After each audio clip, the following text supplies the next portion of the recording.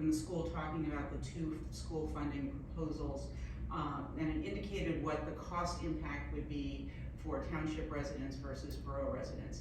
And it was quite confusing, and one of the reasons that it was confusing is that it is confusing how these things are calculated.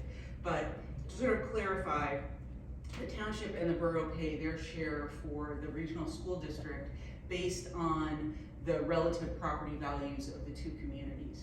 But we're always in different cycles in terms of when we value our properties, revalue our properties. So our valuations were really, really low until we did our reval last year. Now our valuations are about in line with market, and the township's valuations are lower than market. So if we did it based on our assessor's valuations, it would be apples to oranges.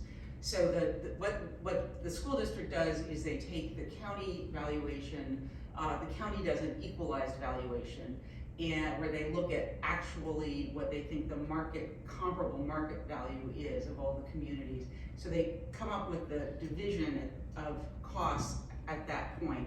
And at that point, the township pays 58% of school costs and the borough pays 42%, because the actual value of real estate in the township is, according to the county, is 58% of the total.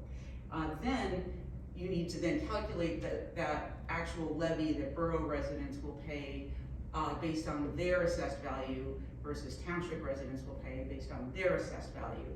And because we've just revalued our properties, if the valuation is high, the tax rate is lower. So the school district's communications sent out a table that was based on our old valuations before we did our evaluation. So it looked like borough residents were going to be paying much more per thousand than township residents. In actuality, if both pass, the township residents would pay $30 per 100,000 in assessed value. Borough residents would pay about $24 per 100,000 in assessed value.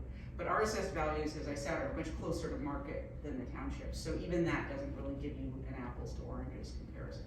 So I hope I haven't confused people more. The school did send out a clarification on this, and we'll be issuing a press release tomorrow with the corrected, I would say they're corrected numbers, because they're based on our current valuation and the numbers you're seeing in your tax bill. So we'll be issuing one tomorrow. We'll put it on our website, and people can see they can look at their tax bill and they can see, if my house is valued at $700,000, then if the number one passes, it will cost me this much more per year, and if number two passes, it will cost me this much more per year. So